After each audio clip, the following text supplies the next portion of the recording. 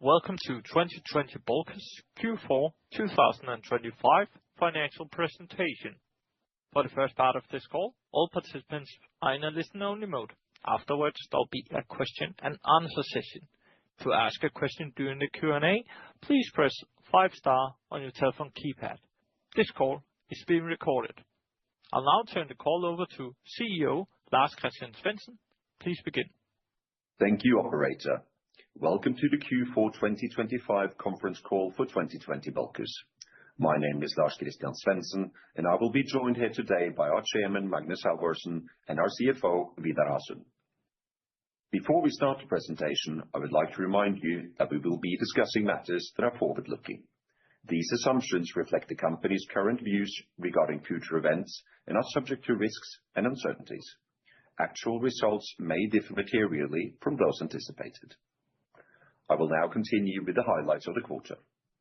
We reported a net profit of $13.8 million and an EBITDA of $16.5 million for the fourth quarter of 2025. We achieved an average time charter rate of about $39,300 per day in the same period. Our total dividends amounted to $0.63 for the months of October, November, and December 2025. In October 2025, we signed an agreement to sell the Bulk Sao Paulo for a total of $72.75 million with Q1 2026 delivery. In November 2025, we signed a further agreement to sell the Bulk Sydney and the Bulk Santos for a total of $145.5 million. These two vessels will also be delivered to new owners within Q1 2026. In subsequent events, we reported an average net TC earnings of about $30,800 per day for the month of January 2026, and this morning we also announced a dividend of $0.15 for the same month. And with that, I will now pass the word to Vidar. Thank you, Lars Christian. 2020 Bulkers reports a net profit of $13.8 million and earnings per share of $0.60 for the fourth quarter of 2025. Operating profit was $15.8 million and EBITDA was $16.5 million for the quarter. Operating revenues and other income were $21.4 million for the fourth quarter. The average time charter equivalent rate was approximately $39,300 per day gross. Vessel operating expenses were $3.5 million, and the average operating expenses per ship per day were approximately $6,300 in the fourth quarter. G&A for the fourth quarter was $1.1 million. 2020 Bulkers recognized approximately $0.5 million in management fee as other income in the financial statements. Interest expense were $1.9 million for the quarter.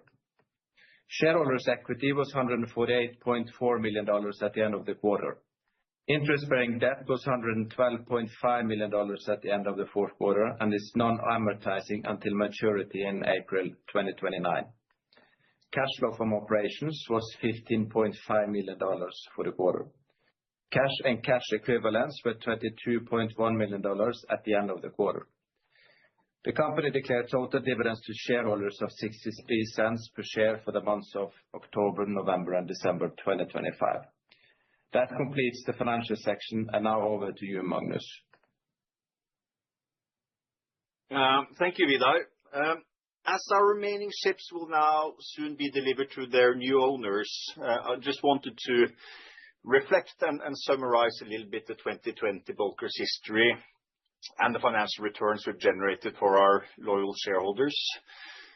We started out in 2017 by ordering 8 scrubber-fitted Newcastlemax vessels at New Times Shipyard, paying at the time all-inclusive $47.6 million. And we believed at the time there was a very interesting risk-reward, given the attractive newbuilding prices and falling order book. As we became an operating company, we remained profitable every single quarter from the delivery of our last vessels. And looking at what this has meant in terms of returns, the company was initially financed by $142 million in equity through a number of share issues. As of and including the declaration we made today, we have declared a total of 251 million in dividends and distributions to our shareholders. As we've reported today, and Vidar went through, we expect to have net proceeds from the sale of the last vessels amounting to around $311 million after all debt has been repaid. Additionally, we have around $50 million on cash on the balance sheet as of today. What this means for the investors who supported us throughout the whole story, participating pro rata in every equity offering since November 2017, we've generated an IRR of 28% per annum, measured in dollars.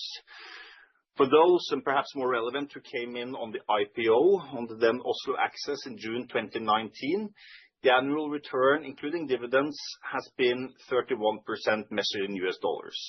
This compares to 17% for the S&P 500 and just under 16% for the Oslo Stock Exchange measured in dollars for apples-to-apples comparison.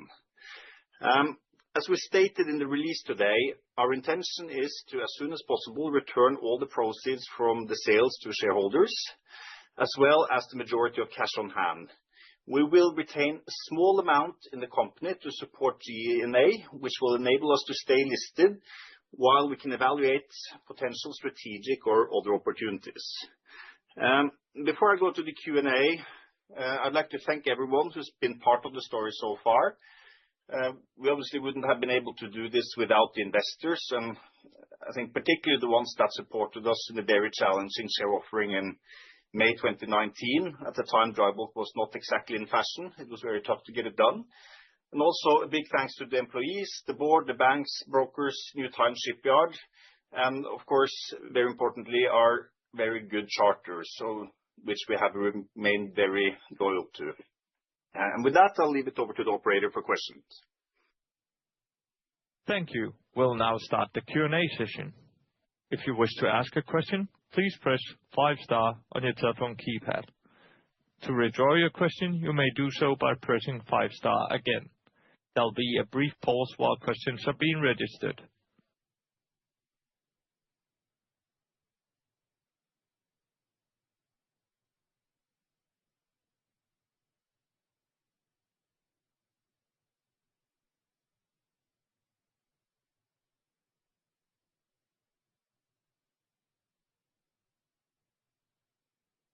As a reminder, if you want to ask a question, please press 5-star on your telephone keypad.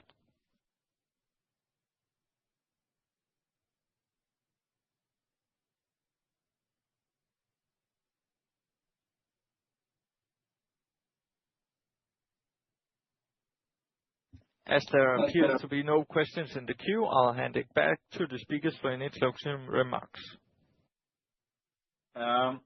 Okay, I think we've said what we want to do, so thank you everyone for dialing in. And if you have any questions that you didn't ask, feel free to reach out to us. Thank you very much.